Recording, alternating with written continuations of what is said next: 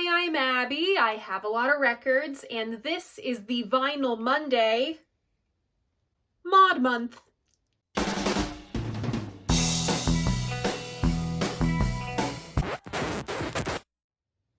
So welcome back, or welcome if this is your first time here. Vinyl Monday is usually the series where once a week I sit down and talk about a classic album I love.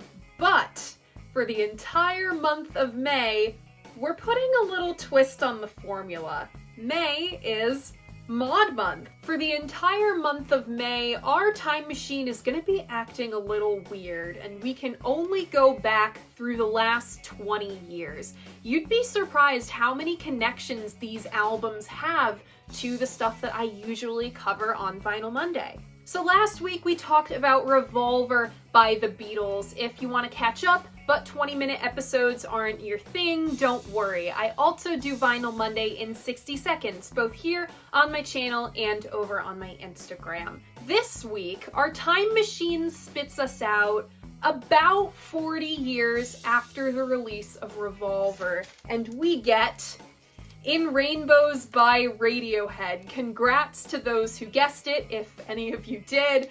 If you want to play along, all you gotta do is check out my community tab. That is where I host the little game of what album I'm gonna cover next. We're venturing into uncharted territory here, so for the first time ever, let's take the plastic off of an album from the 2000s.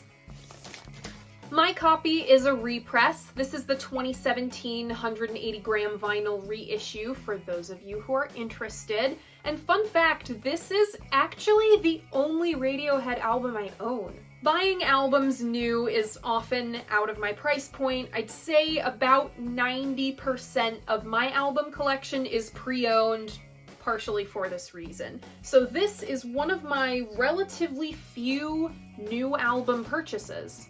I got this for my 19th birthday along with my copy of the other Rainbow album. Of course, it's Dark Side of the Moon. If you've been around here a minute, you'll remember that my Neutral Milk Hotel full discography box set was also a 19th birthday gift, so it was quite a year for getting token insufferable music fan albums. So let's talk about this album art. This art was designed by Stanley Donwood. He's been doing all of the Radiohead art since 1995 with the Bends. He's also done Thom Yorke's solo album art. He's known for his combinations of the organic and the inorganic, see the impossible train crossing from the OK Computer art, or that inhospitable landscape from the Kid A art. He's one of those artists who can hear the music in his head as he's making the art. He's inspired directly by the music, not unlike Klaus Voormann was for Revolver. He listened to Tomorrow Never Knows and came up with this illustration. It seems Donwood had oil spills, and oil shortage on the brain when he made the In Rainbows art. We'd see this theme crop up again on a moon-shaped pool. What we're seeing isn't paint splatter or a photograph of a galaxy like I always assumed this was, though this art was partially inspired by space photography. This is in fact wax. He said it's a rainbow, but very toxic, sort of like one you'd see in a puddle.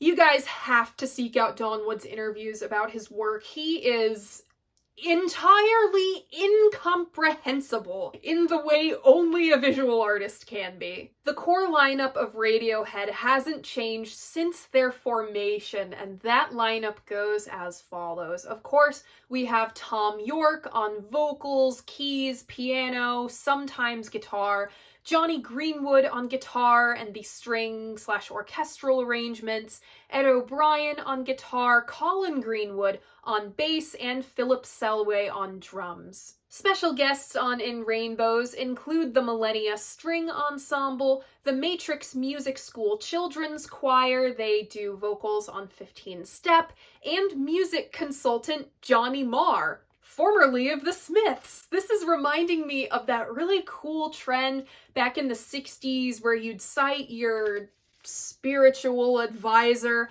on your album. See Jerry Garcia credited on Surrealistic Pillow. There are a whole team of producers and engineers working on In Rainbows, including, but not limited to, longtime Radiohead producer Nigel Godrich, Hugh Nicholson, and Dan Gretsch. Gretsch?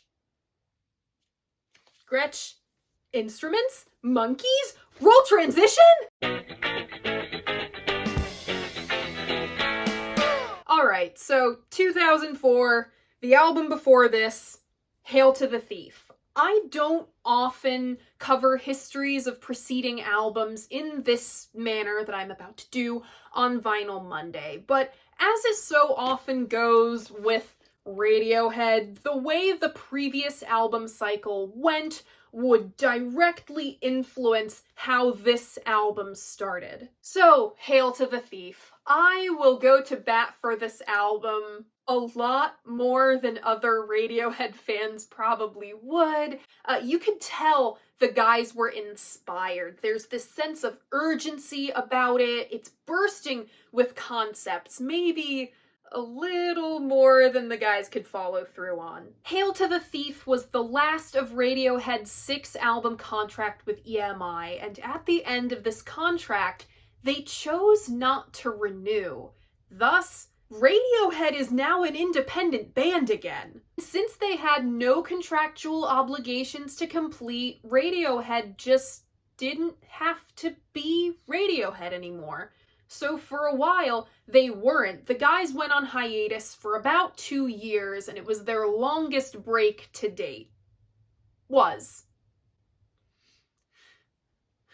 Please come back, Radiohead. Tom, I'll do anything! Now, there were a lot of reasons for this break. For one, from Kid A on, Tom York had become pretty jaded with the music industry as a whole. The band was bored with the standard recording process. You write your stuff, you go into the studio, you churn out an album, and they hated what touring had become. The Hail to the Thief touring schedule was so rigorous that all of the guys got so exhausted that they got physically ill. Like, this is stuff that we talk about when we're talking, the Beatles and their touring schedule through the height of Beatlemania. The guys needed some time apart, too. When you've been around the same people day in, day out for nearly 20 years, it can get to be a little much. And they're all dads now. Like, they need time with their families. So after the Hail to the Thief tour concludes, everyone goes off and does their own thing on this break. Radiohead regroups in 2005 to work on some new material, and things do not start smoothly. The guys were trapped in this limbo of never quite being used to being on break, and no longer used to being back together. It was wishy-washy, no one could decide on anything. It can best be described as production hell. Plus, Radiohead's trusted producer, Nigel Godrich, he's busy with other projects right now. During all of this, Tom York releases his first solo album,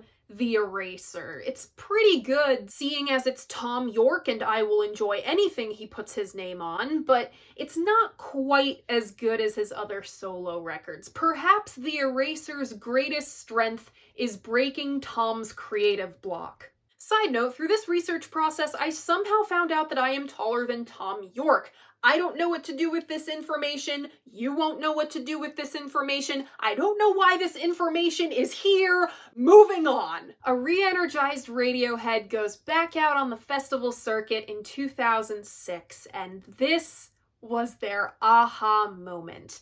They had no release obligations, no deadline, and very few, if any, preconceived notions on what their new songs should sound like. So there was no need to be anxious about it. They end up debuting some of the future In Rainbows material on this festival tour, most notably Videotape. This song went through a lot of changes, see the soundboard recording from Bonnaroo '06, and was markedly hell to put together. Tom originally wrote Videotape as this dark trance track. It took a lot of twists and turns before becoming a pared back piano piece with a drum loop. Its syncopated beat is utterly confounding. People have written entire video essays just on the beat of this song. I can only hear it about 15% of the time, and when I do, I have to think really hard to keep track of it. Welcome to Radiohead. Some of this material was held on to for almost a decade. The song Nude was written all the way back in the OK Computer sessions. It had its instrumentation completely overhauled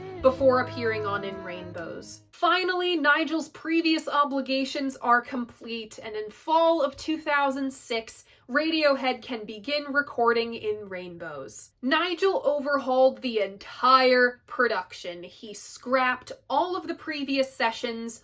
All of the percussion tracks were nailed down into one track, so the guys had to commit to something, and I'm kinda loving this no-nonsense approach. Honestly, Radiohead needed some kind of structure to nail down their cacophony of musical influences for this one. The organic and the inorganic, everything from krautrock to trance, classical to psych, and everything in between. Never underestimate what the atmosphere of a spooky old house can do for your album. Apparently, Tottenham was one step away from a haunted house. There's broken windows, a leaky roof, holes in the floor, really spooky stuff. It's honestly what I imagine Strawberry Studios to look like at night, while Joy Division is recording Unknown Pleasures. Tottenham was where Radiohead cut Jigsaw Falling into Place and Body Snatchers. Additional recording takes place at the Hospital Club in London.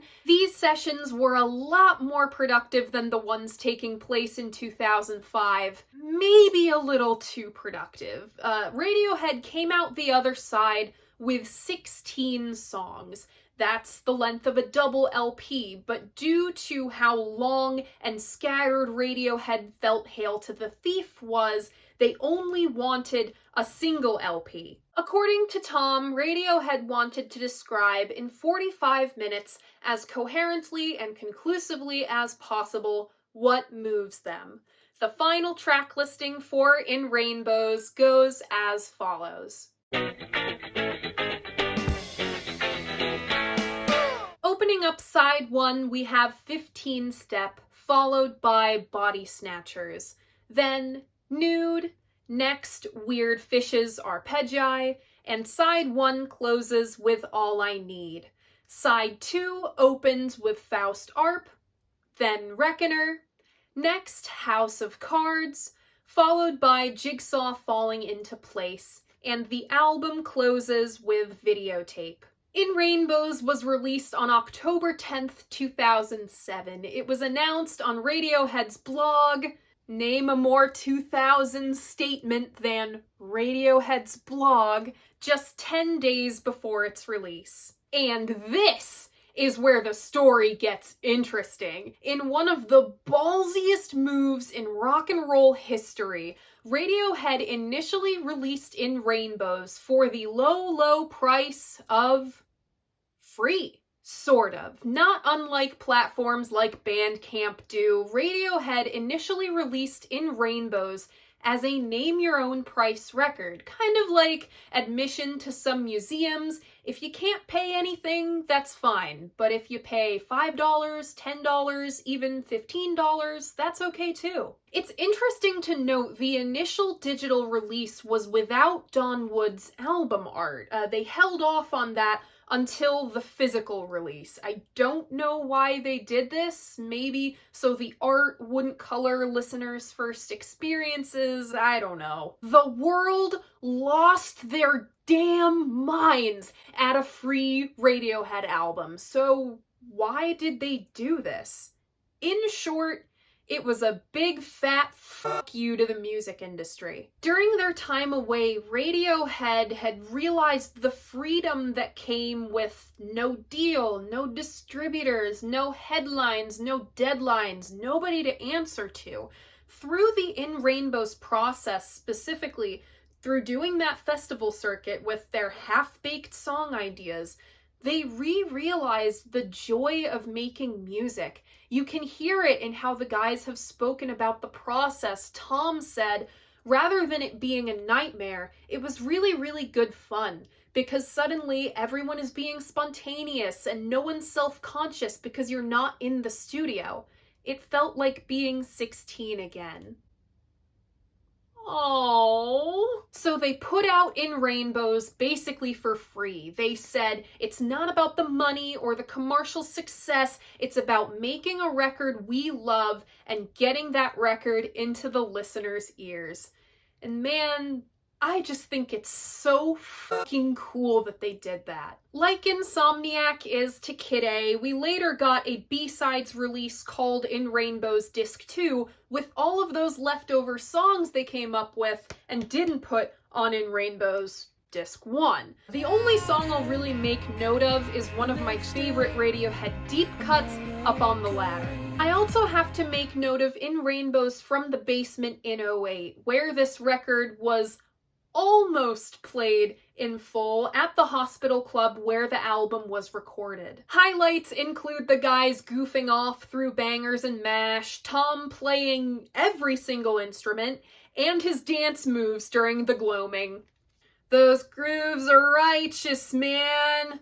I also want to take the time to mention the OK Computer in Rainbows theory. You know I love a good theory. This is a relatively new one with the idea that if you alternate songs from OK Computer and In Rainbows, it makes a cohesive double album. So critics describe this one as a warmer, fuzzier, but still quintessentially Radiohead moody record, and they lauded its release as one of the most important events in modern rock and roll history. So, what do I think of In Rainbows?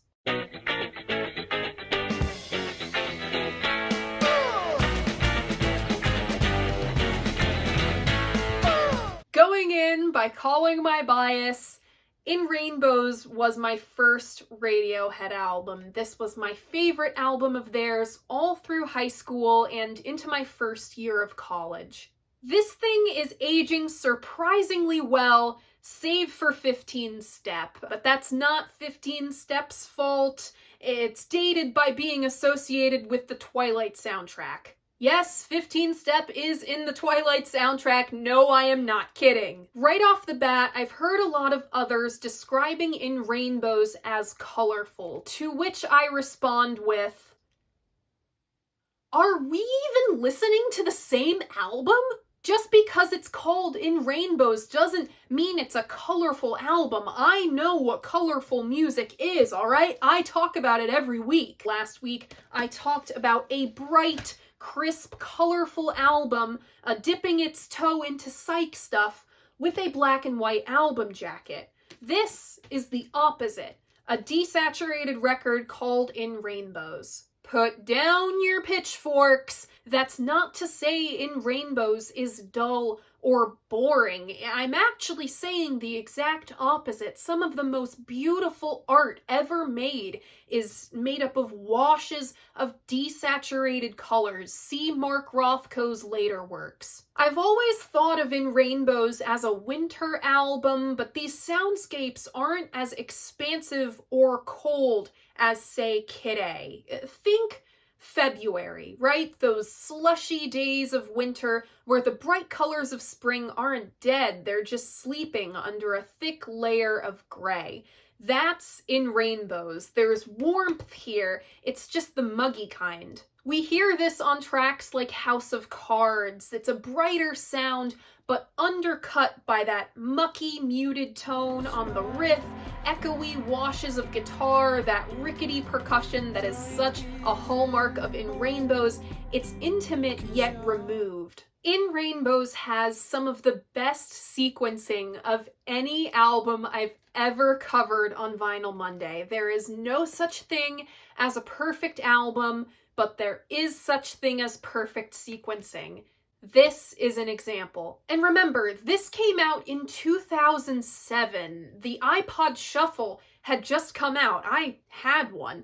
People weren't listening to their albums in order anymore. I appreciate Radiohead still taking the time and the care to thoughtfully assemble the In Rainbows track listing. It begins with 15 Step and Body Snatchers, a frenetic pair of tunes. These aren't really reflective of much else we hear on the record, more reflective of 90s Radiohead. Body Snatchers could have fit right in on OK Computer, and Faux Starp kind of reminds me of Kid A now that I think of it. Side note, 2000s Radiohead is superior to 90s Radiohead. Change my mind! One of Radiohead's greatest strength is the struggle between the pacing and the atmosphere. Radiohead albums, you get sucked into the atmosphere of each song, but you never get used to the feeling, right? You always have that off-balance, uneasy feeling, whether it's from weird time signatures like Pyramid Song or 15 Step, or from the pacing of the full album. I love how the fast-paced songs are dispersed throughout the record, 15 Step, Body Snatchers, and Jigsaw falling into place. Jigsaw initially just barely missed out on my favorite tracks. Body Snatchers just barely missed out. It kind of crushes me to leave that song out, actually. My favorite songs can't just be the whole record. You have Weird Fishes and Reckoner to fill that weird mid-pace strata, and the rest is classic Radiohead moody slow. One of the reasons I picked In Rainbows to kick off this modern album series within a series is because this album contains one of my favorite moments on any modern rock album, and that is Nude and Weird Fishes. Nude was my very first Radiohead song. At the ripe old age of 14, it colored how I'd consume the rest of their music. If you ask me, Radiohead's two strongest assets are number one, Johnny Greenwood's orchestral arrangements, the How to Disappear Completely strings make me cry, and number two, Tom York's voice.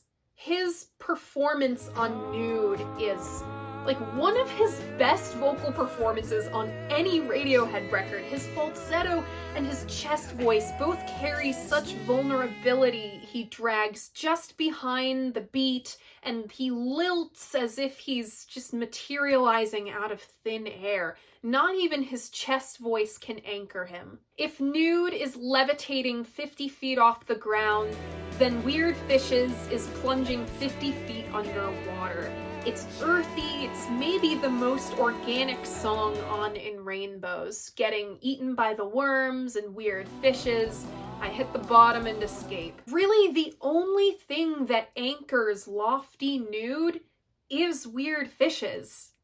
Yeah, this was a genius sequencing decision, and I'd never dream of splitting these two songs up. The other song pair that I only just got hip to was House of Cards and Jigsaw Falling into Place. I think of them taking place at two opposite ends of the same bar, you know, the quiet corner where the longtime friends finally reveal their hands, the delicate house of cards that is maintaining friendship when you're secretly in love with them. The infrastructure will always collapse.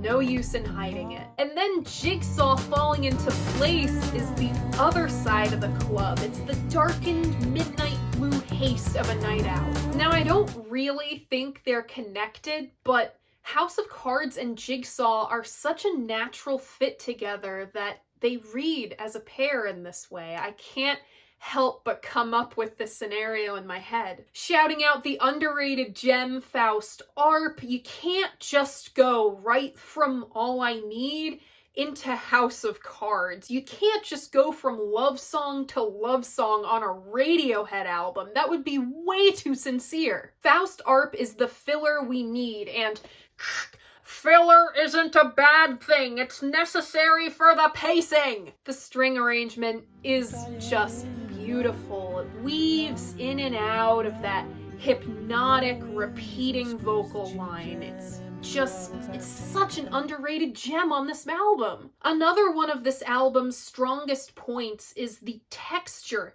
in these songs' arrangements, like Faust Arp and in All I Need. The All I Need bass line has this buzzing warmth to it, like you're holding a sweet, sticky, dangerous beehive in your hands. Reckoner has such beautiful texture in the percussion. Each of these guys are wonderful talents. I know I will hail Tom York from here and there and back, but really, all of the Radiohead guys are immensely talented musicians. I do want to make note of Nigel Godrich in this section of the video. He's been Radiohead's producer since OK Computer, and I want to shout him out because it seems the band really trusts him with their work. It's like that trust that George Martin built with the Beatles. He could execute every crazy idea they had. No doubt, the wonderful layering of sound that we get on In Rainbows is due in part to Nigel. It's funny that I mentioned the Beatles so much in this video because one of Nigel's projects that kept him from working on In Rainbows until 2006 was with Paul McCartney. Finally, Videotape is one of the perfect album closers in rock history. I already sang its praises a little earlier in the video with how complex it is, and there's not much more I can say. Videotape is just gorgeous. It's one of my favorite songs ever recorded, actually. I love that syncopation. I love losing it and coming back to it. I love the rickety drum loop on the album version. I love that guitar scratch holding the rhythm in the Bonnaroo version. I just love Videotape, and sometimes you can't articulate it more than just saying I love it. Overall, In Rainbows has this blanketed, concealed warmth about it that you're hard-pressed to find in any other Radiohead album. You could tell the guys were refreshed, renewed, and genuinely excited to be making music and making mistakes together again. In Rainbows, the making of the album itself, and its release, they continually remind the world what making music is all about. It's about making art that communicates the way you feel and picking up the paints to show someone else the prism through which you view the world. Doing something as earnest as that, you can't help but come up with something timeless. It's about the music.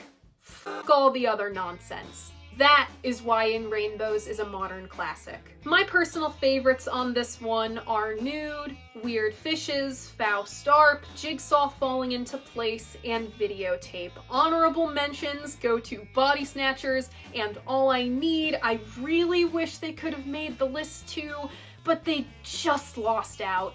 Remember, if you want to keep up with all of my favorites from all of the Vinyl Mondays, I have a Spotify playlist linked in my description. I update it every week. And that is it. That is week 1 of Vinyl Monday Mod Month. That was In Rainbows by Radiohead. What do you think of this album? You should leave a comment letting me know. I love hearing what you guys have to say about albums I love. And if you like what I do here, you should like this video and subscribe to my channel. I post new episodes of Vinyl Monday every Monday morning at 11 a.m. Thank you so much for watching, and I'll see you guys next week. Bye!